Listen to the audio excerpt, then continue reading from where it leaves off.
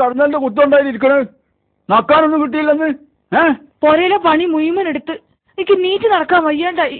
അവിടുത്തെ കട്ടില് പോയി കടന്നോ. ഞാനിവിടെ കിടന്നാലേ നിങ്ങൾക്ക് നേരത്തിന് വെള്ളം ചൂടാക്കി തരാൻ ആരാ?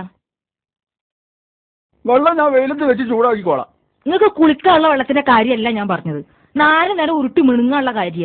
വെള്ളം ഉരുട്ടി മിണുങ്ങണത് നിങ്ങളോട് വർത്താനം പറയാനേ എനിക്കാവൂല. ഇന്ന് മുതൽ ഈ പൊരയിലെ പണി ഒറ്റയ്ക്ക് എടുക്കാൻ ഇന്നെ കൊണ്ടാവൂലാന്ന്. എന്നാലേ പൊരയത്തെ പണിയെടുക്കാനാണെങ്കിൽ എന്റെ വല്യാപ്പ ചാലവർത്ത കുട്ടിരായനോട് ഇങ്ങോട്ട് വരാൻ പറയും. ഞാനൊരു കാര്യം പറഞ്ഞാലേ നിങ്ങൾ കേക്കൂ? കേൾക്കാതിരിക്കണ്ട, ചെവി പൊട്ടിട്ടൊന്നുമില്ല.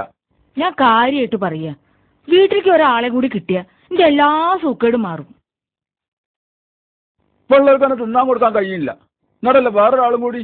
നിങ്ങൾ ചൂടാവുന്ന കരുതിയിട്ടാ ഞാൻ കാര്യം പറയാത്തത്. ഈ കാര്യം എന്താ വെച്ചാ പറയും. എനിക്ക് മണിമണ്ടന്റെ മാതിരി എന്റെ ചുറ്റും അങ്ങനെ മൂളി നടക്കാൻ കഴിയൂല. ഒരു പെണ്ണ് കെട്ടുന്ന കാര്യ, ഒരു പെണ്ണും കൂടി ഇവിടെ ഉണ്ടെങ്കിൽ എനിക്കതൊരാശ്വാസ.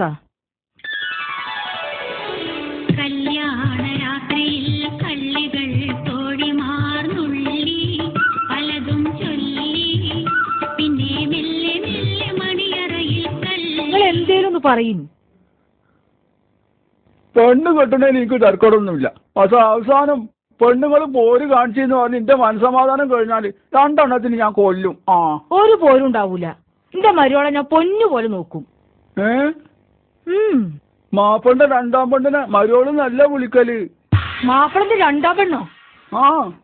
അതല്ല നീ ഇപ്പൊ ഇതുവരെ പറഞ്ഞത് ഞാനൊരു പെണ്ണും കൂടി കെട്ടണമെന്ന്. അയ്യടാ, വയസ്സ് പറഞ്ഞ തന്നേന്റെ ഒരു പൂതി.